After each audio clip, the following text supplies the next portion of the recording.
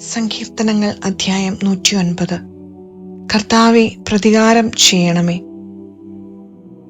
ദൈവമേ, ഞാൻ അങ്ങയെ സ്തുതിക്കുന്നു. അവിടുന്ന് മൗനമായിരിക്കരുതേ. എന്തെന്നാൽ ദുഷ്ടതയും വഞ്ചനയും നിറഞ്ഞ വായ് എന്റെ നേരെ തുറന്നിരിക്കുന്നു. അത് എനിക്കെതിരെ വ്യാജം പറയുന്നു.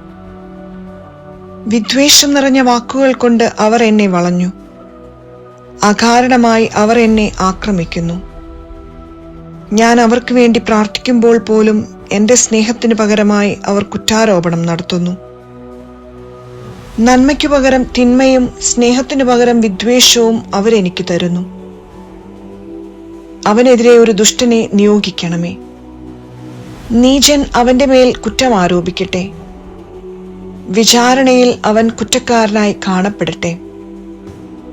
അവന്റെ പ്രാർത്ഥന പാപമായി പരിഗണിക്കപ്പെടട്ടെ. അവന്റെ നാളുകൾ ചുരുങ്ങിപ്പോകട്ടെ. അവന്റെ വസ്തുവകകൾ മറ്റൊരുവൻ അപഹരിക്കട്ടെ. അവന്റെ മക്കൾ അനാഥരും അവന്റെ ഭാര്യ വിധവയുമായി തീരട്ടെ. അവന്റെ മക്കൾ അലഞ്ഞു നടന്ന് ഭിക്ഷയാചിക്കട്ടെ. അവർ വസിക്കുന്ന നഷ്ടശിഷ്ടങ്ങളിൽ നിന്ന് അവർ ആട്ടിയോടിക്കപ്പെടട്ടെ. കടക്കാർ അവന്റെ സ്വത്ത് പിടിച്ചെടുക്കട്ടെ. അവന്റെ അധ്വാനത്തിന്റെ ഫലങ്ങൾ അന്യർ കൊള്ളയടിക്കട്ടെ.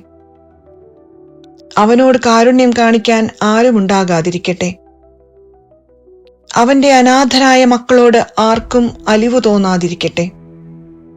അവന്റെ വംശം അറ്റുപോകട്ടെ. രണ്ടാം തലമുറയിൽ അവന്റെ പേര് മാഞ്ഞുപോകട്ടെ. അവന്റെ പിതാക്കന്മാരുടെ അകൃത്യങ്ങൾ കർത്താവിന്റെ സന്നിധിയിൽ ഓർമ്മിക്കപ്പെടട്ടെ.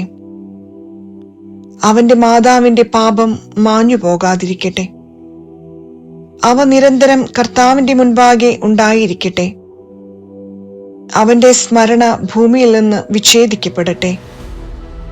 എന്തെന്നാൽ കരുണ കാണിക്കാൻ അവൻ ഓർത്തില്ല. മാത്രമല്ല, ദരിദ്രരെയും അഗതികളെയും ഹൃദയം തകർന്നവരെയും അവരുടെ മരണം വരെ അവൻ പിന്തുടർന്ന് ഉപദ്രവിച്ചു. ശപിക്കുക അവന് ഇഷ്ടമായിരുന്നു. ശാപങ്ങൾ അവന്റെ മേൽ നിപതിക്കട്ടെ. അനുഗ്രഹിക്കാൻ അവൻ ഇഷ്ടപ്പെട്ടില്ല. അത് അവനിൽ നിന്ന് അകന്നു നിൽക്കട്ടെ. വസ്ത്രമെന്ന പോലെ അവൻ ശാപമണിഞ്ഞു. അതു ജലം പോലെ അവന്റെ ശരീരത്തിലും എണ്ണ പോലെ അവന്റെ അസ്ഥികളിലും കിനിഞ്ഞിറങ്ങട്ടെ. അതവൻ അണിയുന്ന അങ്കി പോലെയും നിത്യം ധരിക്കുന്ന അരപ്പട്ട പോലെയുമായിരിക്കട്ടെ. എനിക്കെതിരായി തിന്മ സംസാരിക്കുകയും എന്റെ മേൽ കുറ്റമാരോപിക്കുകയും ചെയ്യുന്നവർക്ക് കർത്താവിൽ നിന്നുള്ള പ്രതിഫലം ഇതായിരിക്കട്ടെ. എന്നാൽ എന്റെ കർത്താവായ ദൈവമേ, എന്നോട് അങ്ങയുടെ നാമത്തിനൊത്തവിധം പ്രവർത്തിക്കണമേ. അങ്ങയുടെ വിശിഷ്ടമായ കാരുണ്യത്തെ പ്രതി എന്നെ മോചിപ്പിക്കണമേ. ഞാൻ ദരിദ്രനും അഗതിയുമാണ്. എന്റെ ഹൃദയം നുറുങ്ങിയിരിക്കുന്നു.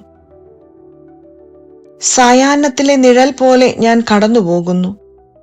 വെട്ടുകിളിയെ എന്ന പോലെ എന്നെ കുടഞ്ഞെറിയുന്നു. ഉപവാസം കൊണ്ട് എന്റെ കാൽമുട്ടുകൾ ദുർബലമായിരിക്കുന്നു. ഞാൻ എല്ലും തോലുമായിരിക്കുന്നു. എന്റെ മേൽ കുറ്റമാരോപിക്കുന്നവർക്ക് ഞാൻ നിന്ദാപാത്രമാണ്. അവർ എന്നെ കാണുമ്പോൾ പരിഹാസപൂർവം തലകുലുക്കുന്നു. എന്റെ ദൈവമായ കർത്താവേ, എന്നെ സഹായിക്കണമേ.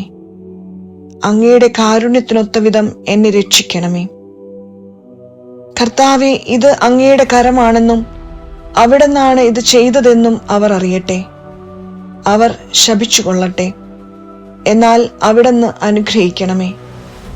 എന്റെ എതിരാളികൾ ലജ്ജിതരാകട്ടെ. അങ്ങയുടെ ദാസൻ സന്തുഷ്ടനാകട്ടെ. എന്നിൽ കുറ്റമാരോപിക്കുന്നവർ അപമാനം ധരിക്കട്ടെ. അത് പുതപ്പെന്ന പോലെ അവരെ പൊതിയട്ടെ. എന്റെ അധരങ്ങൾ കർത്താവിന് ഏറെ കൃതജ്ഞതയർപ്പിക്കും. ജനക്കൂട്ടത്തിന്റെ നടുവിൽ ഞാൻ അവിടുത്തെ പ്രകീർത്തിക്കും. മരണശിക്ഷയ്ക്ക് വിധിക്കുന്നവരിൽ നിന്ന് രക്ഷിക്കാൻ അഗതിയുടെ വലത്തുവശത്ത് അവിടുന്ന് നിൽക്കും.